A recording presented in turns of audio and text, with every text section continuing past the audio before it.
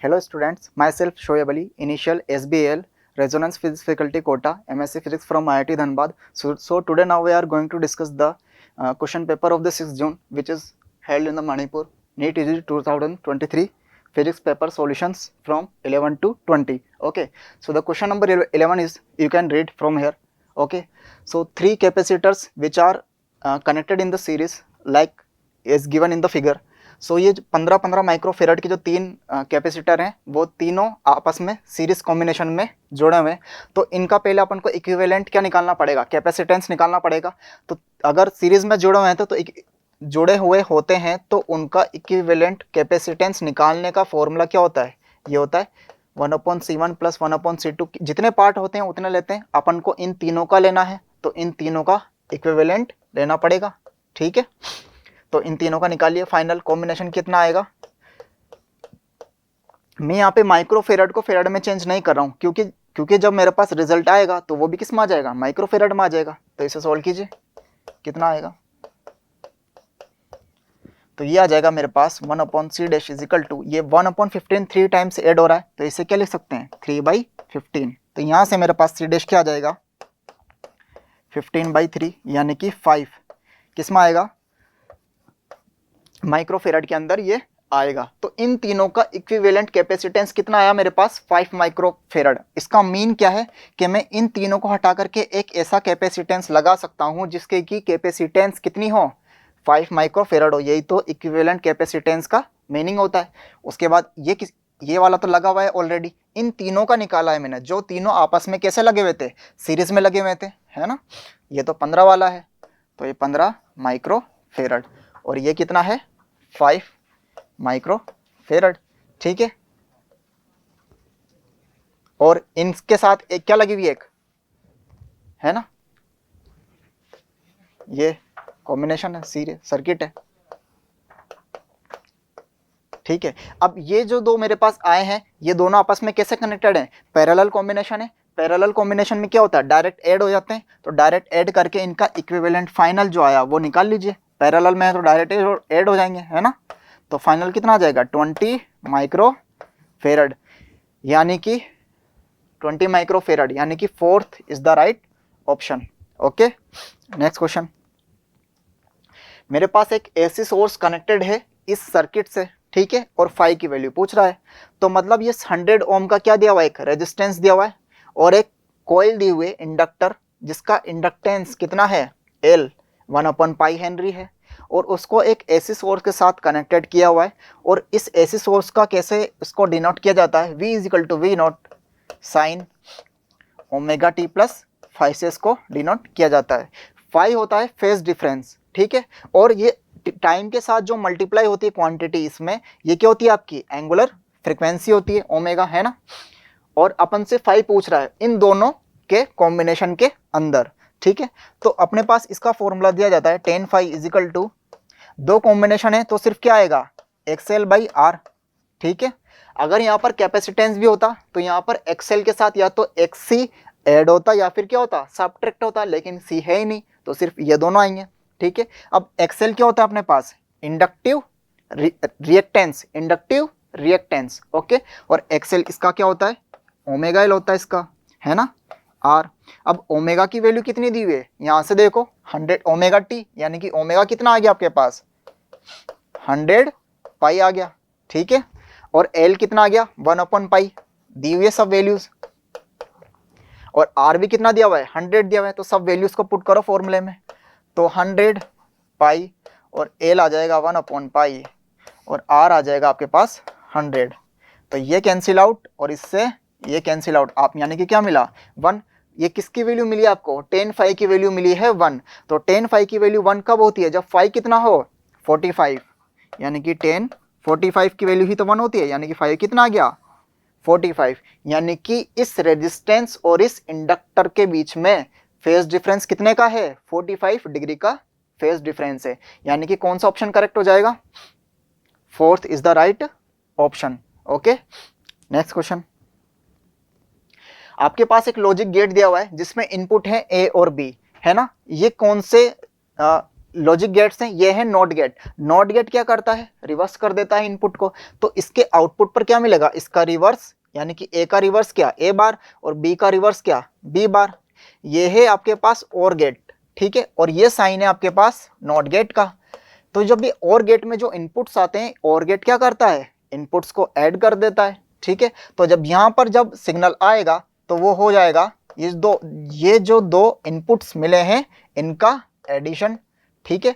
अब लेकिन जब वो नॉट गेट, ये साइन किसका है, नॉट गेट का, जब वो आगे पास होगा नॉट गेट से निकलेगा तो वो क्या करेगा, इसका जो भी मिल चुका है यहाँ तक उसके पहले तक उसका रिवर्स कर देता है नॉट गेट। तो इसका रिवर्स करा दो, तो इसका रिवर्स करने पर कुछ इस तरीके का आया।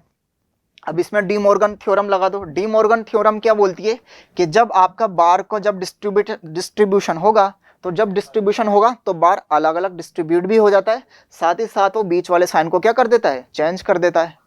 तो इसको डिस्ट्रीब्यूट भी करवा दो और साइन को चेंज भी करवा दो, है ना। तो ए बार का बार क्या हो जाएगा, ए, और ये क्या हो जाएगा, बी बार का बार यानी कि B, A multiplied by B. तो ए मल्टीप्लाइड बाई बी कौन से लॉजिक गेट का अपने पास आता है, ये सिग्नल, ये आता है आपके पास एंड गेट में, क्योंकि एंड गेट क्या करता है, जो भी आपके पास इनपुट सिग्नल्स आते हैं उनको मल्टीप्लाई कर देता है, यानी कि एंड गेट है। तो अब अपन को ऑप्शन में कौन सा वाला छांटना है, जो कि एंड गेट हो। तो ये तो अपने पास साइन होता है और गेट का, ठीक है। इसके आगे आप अगर नोट लगा दो, देखो इससे ये कैसे बना, इसके आगे नोट लगा हुआ है, बस वही तो है। तो जब नॉट गेट लग जाता है तो वो बन जाता है नॉर गेट, ठीक है। ये है आपके पास, ये जो फिगर है ये है आपके पास एंड गेट की, है ना, एंड गेट की। और इसके आगे की नॉट गेट लग गया तो ये बन जाता है आपका नैंड गेट, ये नैंड गेट, ठीक है। आपको छांटना है एंड गेट, तो उसका कौन सा साइन है, फोर्थ वाला, ओके, यानी कि fourth is the right option. Next question, A particle moves with velocity, एक पार्टिकल मूव कर रहा है, उसकी वेलोसिटी क्या दी हुई है, इतनी दी हुई है, उसके एक्स वाई और जेड कोऑर्डिनेट भी दिए हुए हैं, हॉरिजॉन्टल में मूव कर रहा है, under the action of a constant force, यानी कि उस पर फोर्स कितना लग रहा है, दिया हुआ है क्वेश्चन में, इतना लग रहा है, यानी कि ए फैक्टर भी दिया हुआ है। ये है आपके पास वी वेक्टर, है ना, और ये है ए फैक्टर। आपसे क्या पूछा है, instantaneous power supply to the particle is, तो इंस्टेंटेनियस पावर क्या हो जाएगी अपने पास, P इजिकल टू, ये वेक्टर क्वांटिटी नहीं होगी, है ना, एफ डॉट वी। क्यों नहीं होगी, क्योंकि एफ पी क्या होता है, एफ डॉट वी होता है, और एफ तो यानी कि फोर्स तो क्या है, इस वेक्टर क्वांटिटी, और वी वेलोसिटी क्या है, वेक्टर क्वांटिटी। इन दोनों का आप क्या ले रहे हो, स्केलर प्रोडक्ट। स्केलर प्रोडक्ट जब दो वेक्टर क्वांटिटी का लिया जाता है तो जो रिजल्टेंट क्वांटिटी बनती है वो कौन सी होती है, स्केलर क्वांटिटी, तो इसलिए क्या होगी, स्केलर, ठीक है। अब आपको यानी कि पावर निकालने के लिए एफ और वी का क्या लेना पड़ेगा, डॉट प्रोडक्ट लेना पड़ेगा, तो लीजिए एफ डॉट वी, तो एफ तो ये दिया हुआ है और वी ये दिया हुआ है, तो डॉट प्रोडक्ट कैसे लेते हैं, डॉट प्रोडक्ट सिर्फ सेम क्वांटिटी, सेम डायरेक्शन वाले का सेम डायरेक्शन वाले के साथ ही लिया जाता है, मतलब आई के वाले का सिर्फ आई के वाले के साथ ही लेंगे, जे के वाले के साथ जैसे आप लोगे तो ये है scalar product. A dot B का स्केलर प्रोडक्ट क्या होता है, A dot B is equal to A का मैग्नीट्यूड बी का मैग्नीट्यूड कोस थीटा। तो जब आई के वाले का अगर आप जे के वालों के साथ लोगे तो आप ए वेक्टर बी वेक्टर तो लिख दोगे उनके मैग्नीट्यूड में, लेकिन कोस थीटा आएगा, तो आई केप और जे केप में कोस थीटा, थीटा कितना होगा आई केप और जे केप में 90 होगा, तो कोस 90 की वैल्यू क्या हो जाएगी, 0 हो जाएगी। तो यानी कि आई केप का जब आप जे केप के साथ लोगे तो 0, आई केप का के केप के साथ लोगे तब भी 0, सिर्फ सेम क्वांटिटी का सेम क्वांटिटी के साथ लोगे तब ही क्या आएगा, नॉन जीरो आएगा। तो सेम क्वांटिटी का सेम के साथ लो मीन्स आई केप वाले का आई केप वाले के साथ, जे केप वाले का जे केप वाले के साथ, और के केप वाले का के वाले के साथ, ठीक है। और साइन भी देखना है, तो इसका कोफिशिएंट क्या है, +5 और इसका +10, तो +5 +10 ये कितने हो जाएंगे, मल्टीप्लाई में 50 हो जाएंगे। इसका कोफिशिएंट -3 या +10, -30 +6 +20 ये हो जाएगा +120, ओके। तो इसको फाइनल सोल्व कीजिए, कितना आ रहा है, 140 आ रहा है ना, और ये पावर है, पावर की यूनिट क्या होती है, वॉट, ओके, यानी कि 140 वोट, यानी कि fourth is the right option, fourth he option होगा, है ना, सिंपल क्वेश्चन था। नेक्स्ट देखिए, ए सर्टेन वायर है, ए है जिसका रेजिस्टेंस दिया हुआ है, और अनादर वायर लिया उसने बी, ठीक है, जिसका सेम मटेरियल का ले लिया, है ना, और उसकी लेंथ भी इक्वल ले ली, और वायर भी कैसा ले लिया, दूसरा वाला सेम मटेरियल का ले लिया। और आपसे क्या पूछ रहा है कि जो दूसरा वायर लिया उसके रेजिस्टेंस निकालिए, है ना। तो जो दूसरा वायर उसने लिया है वो सेम मटेरियल का लिया है, लेंथ भी सेम ली है, लेकिन उसका डायमीटर उसने क्या कर दिया, चेंज कर दिया। तो आपके पास एक ये आता है R is equal to rho L by A, है ना। यानी कि रेजिस्टेंस किसी भी वायर का किस किस क्वांटिटीज पर डिपेंडेंट करता है, उसके लेंथ पर डिपेंडेंट करता है, उसके क्रॉस सेक्शनल एरिया पर डिपेंड करता है, और उसकी जिस भी मैटर से वो बना है उस मैटर की स्पेसिफिक रेजिस्टिविटी पर डिपेंड करता है। लेकिन आपने जब क्वेश्चन में दिया हुआ है कि जब उसने दूसरा वायर लिया तो उस सेम वायर लोगे तो उसका मैटर नहीं बदला, मैटर नहीं बदला तो स्पेसिफिक रेजिस्टिविटी फिक्स रहेगी दूसरे वाले वायर की भी, तो यानी कि ये तो कांस्टेंट हो गया।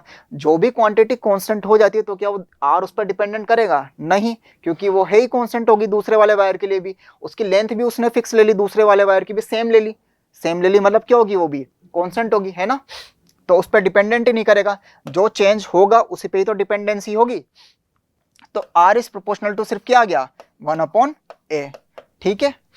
तो R1/R2 क्या हो जाएगा अपने पास, है ना, या फिर R2/R1 में ले लूँ अगर, तो ये आ जाएगा मेरे पास A1/A2, ये आ जाएगा, है ना।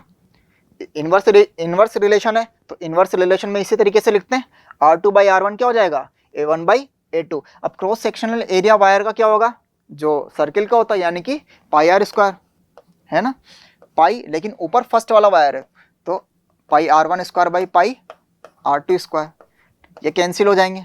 तो इनका रेशियो क्या आ गया, R1 square by R2 square, ये आ गया, ठीक। अब आगे लेकिन वो क्या बोल रहा है, वो चेंज किसको कर रहा है, डायमीटर को चेंज कर रहा है। तो रेडियस को डायमीटर में चेंज कैसे करूं मैं, रेडियस क्या होती है डायमीटर की, आधी होती है। तो R1 को क्या लिख दूं, D1/2, है ना। R1 को लिख दिया मैंने D1/2 का स्क्वायर, और R2 को क्या लिखूंगा, D2/2 का स्क्वायर। ऐसे लिखेंगे D1/2 और D2 को D2/2। इसको आगे सोल्व करो तो क्या आएगा, D1 square by 4 upon D2 square by 4, यही आएगा।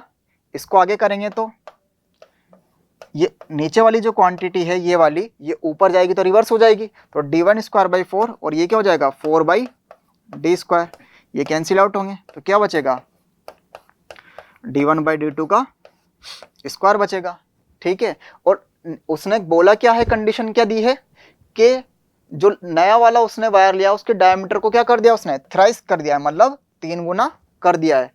तो अगर पहले वाला वायर की डायमीटर D है तो जो नया वाला वायर उसने सेकंड वाला जो लिया है उसकी डायमीटर कितनी हो जाएगी, उसकी 3 गुनी, यानी कि 3D, और स्क्वायर तो चल ही रहा है ना।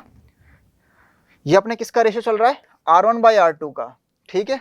अब ये D से D कैंसिल होगा तो यहाँ पर क्या बचेगा 1/3, और 1/3 का स्क्वायर है तो यानी कि क्या आ जाएगा 1/9, 1/9। ये किसका रेशियो आया है, R1/R2 का।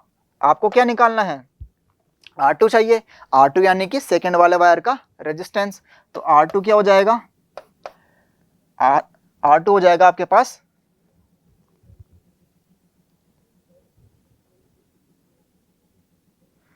इसको चेक कीजिए, यहां पर अपने पास इनवर्स रिलेशन था ना, R is equal to rho L by A, R is inversely proportional to ये आया था, R2/R1 आपके पास A1/A2 आया, उससे आपके पास ये आया, फिर ये आया, है ना।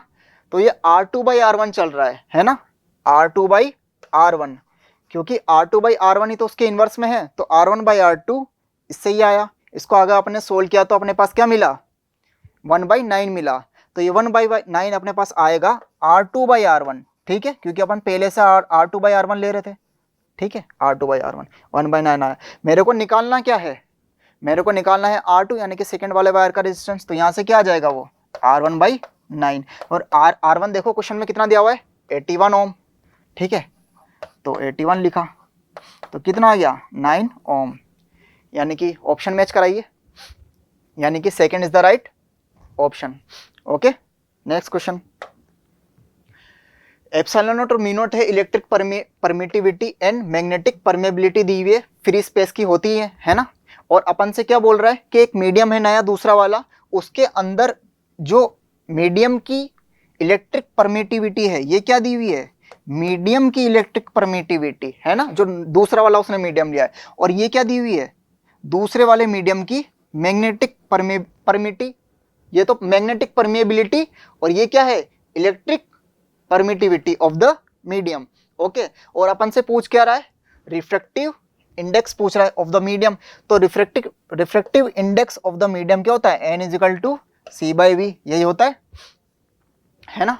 c क्या होता है, speed of light in vacuum, और v क्या होता है, speed of light in medium. तो उसकी वैल्यू रखिए, और क्या होता है इसका formula, c is equal to 1/√μ0 epsilon naught. ये तो किसके लिए होता है, वैक्यूम के लिए होता है, लेकिन जब आप किसी मीडियम की बात करोगे तो यहाँ पर एप्सिलॉन नॉट की जगह क्या आ जाएगा, मीडियम आ जाएगा, यानी कि 1/√μm एप्सिलॉन m, ये आ जाएगा, है ना। इसको आगे रिवर्स करके सोल्व करते हैं। 1/√μ0 एप्सिलॉन नॉट, ये ऊपर जाएगा तो रिवर्स हो जाएगा, μm एप्सिलॉन m बाई 1। अब μm और एप्सिलॉन m की वैल्यू कहाँ क्वेश्चन में दी हुई, देखिए ये तो है एप्सिलॉन m की वैल्यू और ये है μm की वैल्यू। इसको यहाँ पर जहाँ अपन सोल्व करके जहाँ तक ला चुके उसमें पुट कीजिए, ठीक है। तो μm तो हो जाएगा 1.5 μ0, और ये क्या हो जाएगा, एप्सिलॉन m 2 एप्सिलॉन नॉट, ठीक है। नीचे अंदर क्या चल रहा है, √μ0 एप्सिलॉन नॉट, ठीक है। इसे आगे सोल्व कीजिए, ये n चल रहा है यानी कि रिफ्रैक्टिव इंडेक्स चल रहा है, तो क्या हो जाएगा, √3 है ना, और ये कैंसिल हो जाएगा √μ0 एप्सिलॉन नॉट से, तो सिर्फ क्या मिला, √3 मिला, यानी कि नए वाले जो मीडियम है उसका रिफ्रैक्टिव इंडेक्स कितना होगा, √3, यानी कि second is the right option. Okay, next question, amount of elastic potential energy per unit volume of A steel wire of length, है ना। इलास्टिक पोटेंशियल एनर्जी पूछी है पर यूनिट वॉल्यूम की स्टील वायर की, जिसकी लेंथ कितनी दी हुई है, 100 सेंटीमीटर, और उसको कितना स्ट्रेच किया जाता है, 1 mm उसको स्ट्रेच किया जाता है, और यंग मॉडुलस ऑफ कोफिशिएंट की वैल्यू भी दी हुई है ना। और अपन से इलास्टिक पोटेंशियल एनर्जी यानी कि इलास्टिक पोटेंशियल एनर्जी पूछी है पर यूनिट वॉल्यूम की, तो ये क्या होती है, half stress multiplied by strain, यही होता है ना।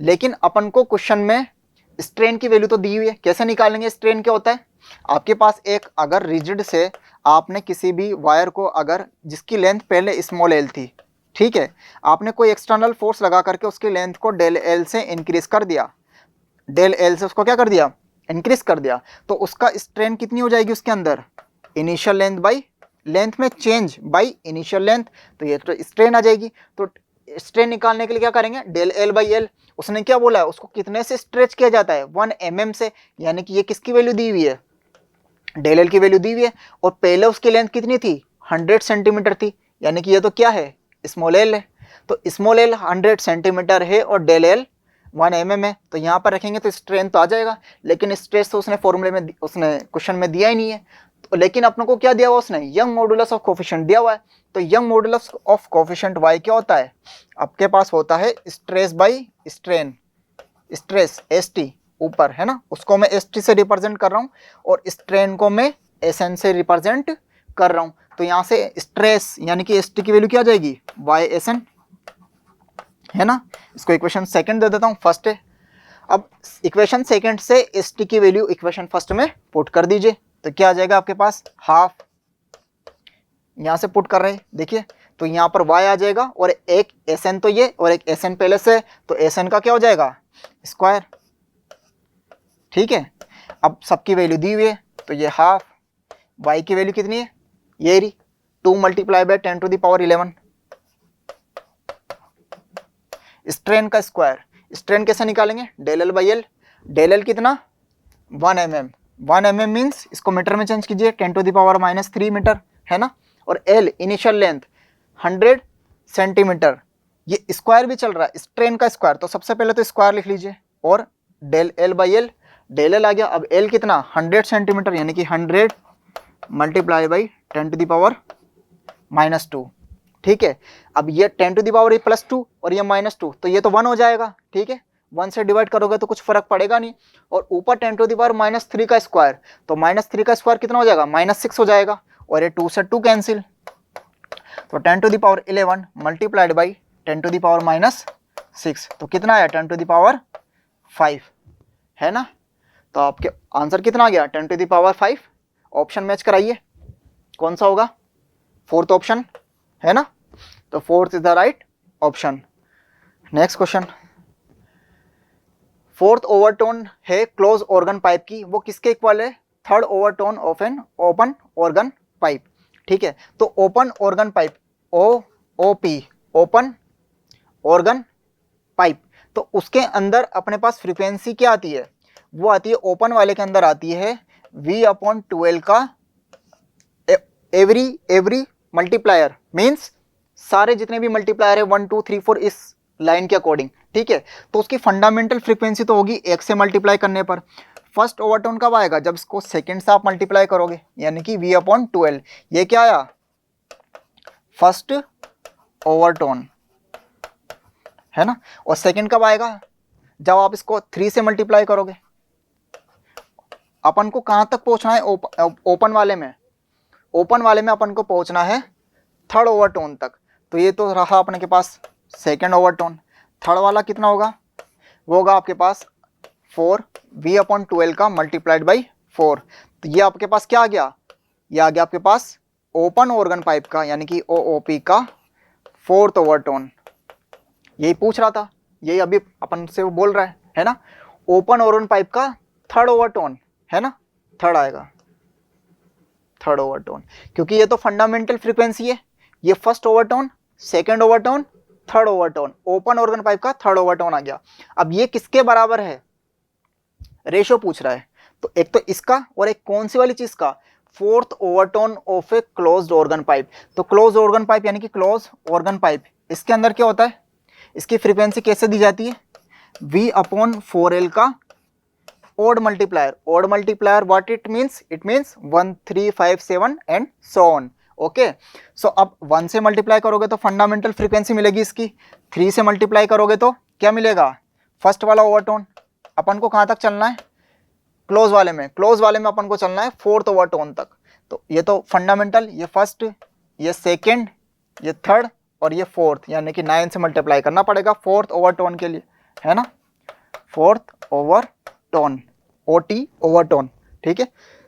9 से किसको मल्टीप्लाई करने का पड़ेगा, 9 से V/4L को, तो V/4L, ठीक है। तो ये तो आया है आपके पास 4th ओवरटोन किसका, क्लोज वाले ऑर्गन पाइप का, COP, क्लोज ऑर्गन पाइप का, ठीक है।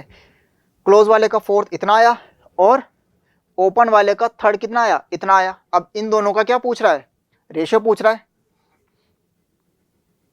यानी कि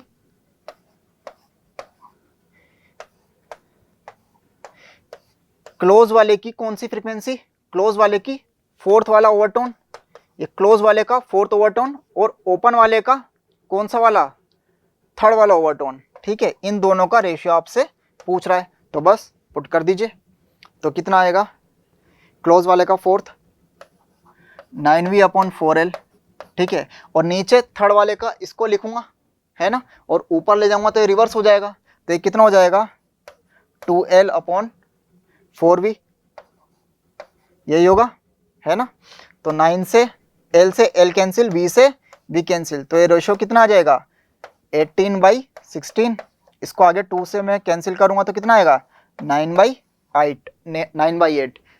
ऑप्शन मैच कराइए, 9/8, यानी कि 3rd is the right option, okay. Next question, एक लॉन्ग स्ट्रेट वायर है जिसकी लेंथ दी हुई है ना, 2 मीटर, उसका मास दिया हुआ है, वो सस्पेंडेड है horizontally in a uniform horizontal magnetic field. एक हॉरिजॉन्टल मैग्नेटिक फील्ड में उसको क्या कर रखा है, सस्पेंडेड कर रखा है, हॉरिजॉन्टल मैग्नेटिक फील्ड, ठीक है। और वो कैसी है, सस्पेंडेड है हॉरिजॉन्टली,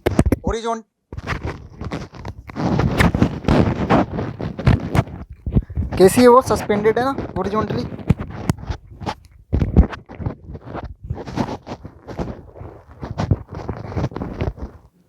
हॉरिजॉन्टली सस्पेंडेड है, तो वो हॉरिजॉन्टली रूप से सस्पेंडेड कब रह सकती है, जब उस पर जितना mg फोर्स, तो क्या लगेगा उस पर, नीचे लगेगा ग्रेविटेशनल फोर्स, और ऊपर कितना फोर्स लगेगा उस पर, किसी भी करंट कैरिंग वायर को जब मैग्नेटिक फील्ड में रखा जाता है तो उस पर एक मैग्नेटिक फोर्स लगता है ILB, है ना।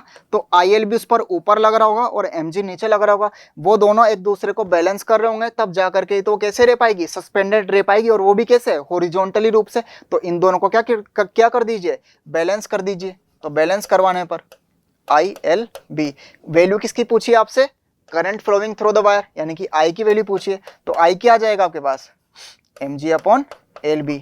m कितना दिया हुआ है 250 ग्राम्स, यानी कि 1/4 किलोग्राम, है ना। g की वैल्यू कितनी होती है 9.8 मीटर पर सेकेंड स्क्वायर। g क्या है, gravitational acceleration due to earth, उसकी वैल्यू 9.8, है ना। लेंथ कितनी दी हुई है वायर की 2 मीटर, और मैग्नेटिक फील्ड B कितना दिया हुआ है 0.7 टेस्ला, यानी कि 0.7, ठीक है। इसको सोल्व कीजिए आगे, ये तो हो जाएगा 4.9, है ना, 4.9, और ये कितना होगा 1.4। इसको करेंगे तो ये आएगा लगभग ये आएगा 4.9, यहाँ पर अभी तो डिवाइड में यहाँ 2 भी आएगा, है ना, सिर्फ 2 से डिवाइड हो पाया है। तो जब 4.9 को 2 से भी और डिवाइड करेंगे आप, तो लगभग आएगा 2.4 के अप्रोक्स, है ना, और ये आएगा 1.4 के अप्रोक्स। तो अप्रोक्स में इसका आंसर आएगा 1.75। इसको जब डिवाइड आप करोगे 2 से तो कम ही आएगा, है ना, क्योंकि इसको 2 दूसरा सेकंड से मल्टीप्लाई तो 2.8 होता है, इसको डिवाइड करोगे तो 1.75। ऑप्शन मैच कराइए, यानी कि 4th is the right option, ठीक है। करंट है तो एम्पियर में होगी। Next question, according to Gauss law of electrostatics, electric flux through a closed surface depends on.